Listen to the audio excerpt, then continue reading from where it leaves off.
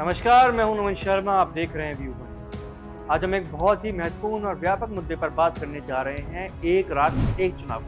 क्यों और क्यों नहीं।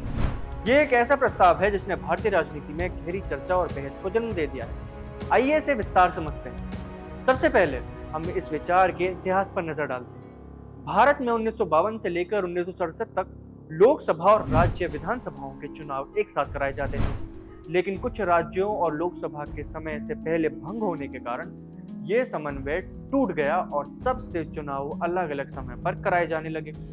अब एक राष्ट्र एक चुनाव का उद्देश्य क्या है ये समझते हैं। पहला, खर्च में कमी। एक साथ चुनाव कराने से चुनावी खर्च में भारी कमी आने की उम्मीद। दूसरा, प्रशासनिक दक्षता। ये प्रशासन और सुरक्षा बलों पर पड़ने वाले भारी बोझ को कम करेगा। तीसरा, शासन की स्थिरता। लगातार चुनाव होने से सरकारी कामकाज प्रभावित होते हैं और क्योंकि आदर्श आचार संहिता भी लागू हो जाए तो इससे जो बोझ है वो कम होगा। वन नेशन वन इलेक्शन का उद्देश्य ये है कि सुनिश्चित करें कि शासन में कोई रुकावट न आए। चौथा, चुनावी थकान में कमी।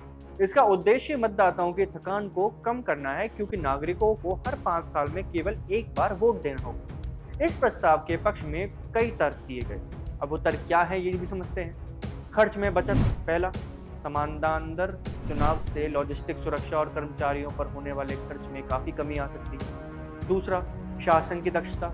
कम चुनाव होने से सरकारी नीति निर्माण और दीर्घकालिक परियोजनाओं पर अधिक ध्यान केंद्रित कर सकती है। तीसरा, संगत मतदाता भागीदारी। इससे मतदाता भागीदारी में वृद्धि हो सकती है, क्योंकि नागरिक एक एकीकृत चुनाव प्रक्रिया में भाग लेंगे। चौथा, नीति की निरंतरता। राष्ट्रीय और राज्य स्तर पर निर्वाचित निकायों का कार्यकाल एक साथ होने से नीतियों के कार्यान्वयन में अधिक तालमेल रहेगा। हालांकि इस प्रस्ताव के खिलाफ भी कई सारे तर्क प्रस्तुत किए गए। अब वो क्या है। व्यवहारिक चुनौतियां। पहला, मौजूदा विधानसभाओं और लोकसभा के कार्यकाल के एक सामान्य सरणी में लाना जटिल है। दूसरा, संघीय ढांचे की चिंता।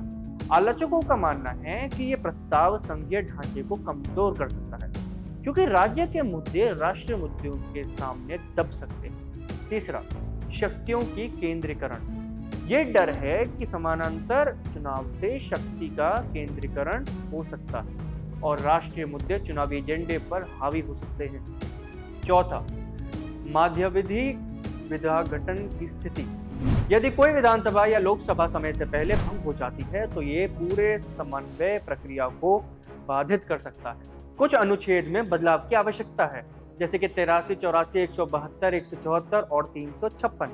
दूसरा, राजनीतिक सहमति।